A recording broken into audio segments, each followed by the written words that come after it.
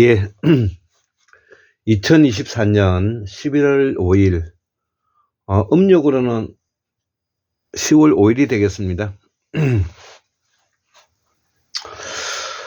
어제는 우리 그 할머님 제사 날이었는데, 제가 그 부득이하게 제사를 지내는 시간을 놓쳐버렸습니다. 아버지도 와 계시고 하는데, 제가 제사장을 보러 갔다가 마침 또 손님이 있고 해서 계속 그 손님과 이렇게 마주치다가 보니까 제가 놓치게 됐는데요. 우리 그 할머님은 제가 마손주이기 때문에 매우 많은 사랑을 주셨다고 저는 생각을 합니다. 그 덕택에 제가 이렇게 공부도 할 수 있고 오늘날에 그래도 이렇게 유튜브라도 할 수 있게 돼서 이렇게 감사하게 생각하는데요. 오늘은 그 환국문명학술은 322번째 샤먼 제국의 부활 8번째 강의를 한번 해보도록 하겠습니다. 어제 저녁에 적다가 제가 또 졸음이어갖고 자고 막 요즘은 그런 입장이어가지고 예전에만큼은 이 공부에 대한 그 정열이 좀 떨어진 것도 사실이지만, 그러나 그 깊이에 대해서는 부끄럽지 않다고 생각을 합니다. 자, 그래서 우리가 쓰고 있는 말과 글을 통해서 진리에 부합하고 문명사를 발전시키기 위해서는 노력하고자 하는데요. 그동안에 우리가 말로만 듣던 학문이 떨어졌다는 부분을 공부를 하면 할수록 우리가 학문이 떨어졌다는 것을 우리가 알게 되었습니다. 자, 그래서 또 공부라는 것은 또 현실을 반영해서 현실에 부합하도록 또 이것을 활용해 가는 것이 공부의 또 중요한 맥이기 때문에 공부라는 것은 우리의 말과 글을 통해서 진리에 부합하고 문명사를 발전시키고 또 현실에 적용해 나가는 그 부분을 놓치지 않아야 된다고 생각합니다. 자, 그래서 오늘은 이웃 나라인 그 일본에 대해서 제가 잠깐 이야기를 해보도록 하겠습니다. 우리 한국 사회의 가장 대표적인 부분이 삼지제도인데요. 신라 고구려 백제가 바로 삼지제도를 형성하고 있는 삼원일체 사상인데 신분제 사회를 말하는 것입니다.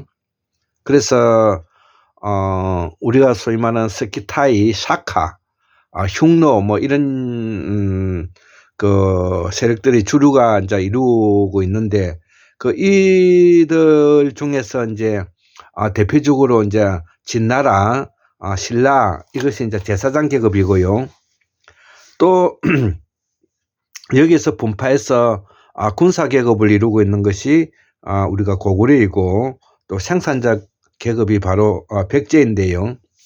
마한, 진한, 변한을 이제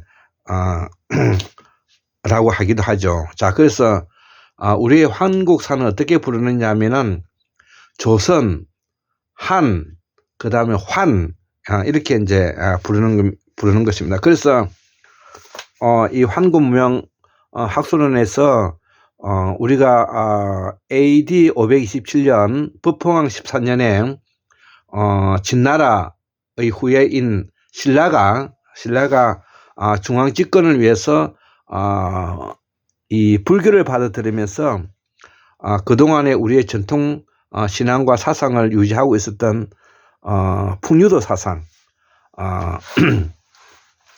샤먼 사상이 이렇게 몰락하게 됐는데요.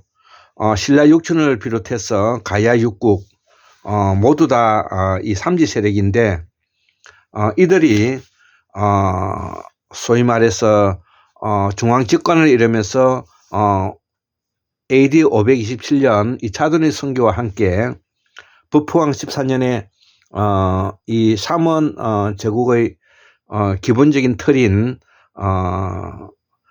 전통적인 그 귀족들을 우리가 탄압하면서 이들이 이제 일본으로 건너갔다고 말씀을 하지 않았습니까? 자, 그래서 일본은 천황이라는 제사장 계급을 가지고 있고요. 그 다음에 쇼군이라는 군사 계급을 가지고 있는 것이죠.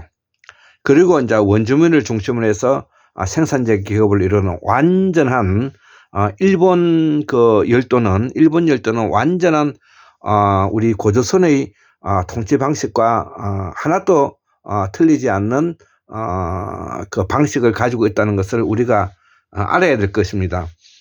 그래서 우리는 일본이 기본적으로 이 삼원 제국의 가장 원형을 가지고 있다는 것을 우리가 이번 기회에 놓치지 않아야 될 것 같습니다.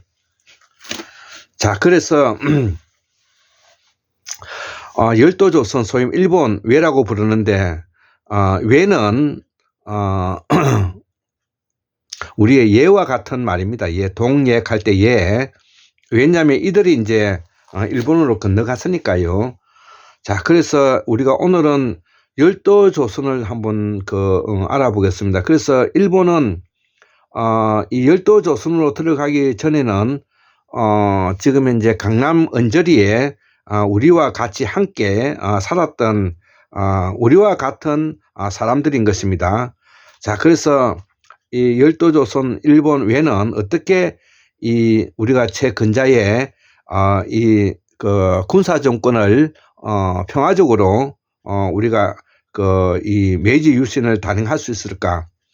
그리고 어떻게 해서 에도 정부는 이 메이지 유신을 소위 말하는 제사장인 천황 중심으로 중앙 집권을 하는데 이들은 어떻게 해서 싸우지 않고 성공할 수 있었을까? 이런 부분들을 우리가 삼지제도 내지 삼원 제국의 기본적인 신분제 사회를 이해하지 않으면은 우리가 알 수가 없는 것입니다. 우리 삼원 제도는 바로 신분제 사회이지 계급 사회가 아니다는 것을 제가 말씀을 드렸습니다. 그렇기 때문에 제사장 계급, 그 다음에 군사 계급, 생산자 계급이 서로 협력하고 연대하고 협동하고 보완해가는 방식으로서 운영해가는 시스템이라는 것이죠. 자, 그래서 이 19세기 후반 정확하게 1868년도 메이지 유신이 일어났는데요. 즉 다시 말하면 군사 쇼군 중심의 막부에서 이렇게 공화정으로 이제 넘어가면서 천황 중심으로 이 중앙 집권을 이루고 있는 혁신 내지 혁명이 바로 메이지 유신이라는 것입니다. 그래서 일본의 이 메이지의 천황, 소위 말하는 이 막부는 이 군사 정권을 무너뜨리고 천황이 막부인 군사 정권을 무너뜨리고 중앙 집권 통일 국가를 이루어서 일본 자본주의 형성의 기점이 된 우리가 정치적 사회적 변혁의 과정, 이걸 우리가 메이지 유신이라고 말을 한다는 것이죠. 1868년의 이야기입니다. 자, 그래서 그 전에 1867년 12월 9일 날 왕정 복구파와 에도 막부 타도파와 이렇게 투쟁이 일어났는데 이 왕정 복구가 가능하게 되었다는 것이죠. 그래서 이들이 내세웠던 이런 개혁 사항과 메이지 유신의 혁신적인 부분은 무엇이냐? 이 왕정 복구파와 에도 막부 타도파가 서로 투쟁을 하게 됐는데 이 봉건 체제를 해체하고, 두 번째는 징병 제도를 하고, 세 번째는 통일적인 근세 화폐 정책을 실시하고, 네 번째는 1870년에서 1890년까지 헌법을 제정하고, 다섯 번째 1889년도에 일본 헌법이 이제 공포가 되었다는 것이죠. 여섯 번째 근대 산업국가로 발전하게 되었다는 것입니다. 자, 그래서 일본은 이렇게 이 소위 말하는 이 제국주의 시대에 아주 그 일본의 삼지제도의 시스템에 가지고 아주 순조롭게 정부가 이전되는 이유는 바로 샤먼 제국이 가지고 있는 기본적인 신분제 사회의 시스템을 우리가 이해해야만이 가능하다는 것이죠. 자, 이와 동시에 우리가 조선이라고 부르고 있는 이 조선 땅에는 우리가 원명청 그 다음에 많은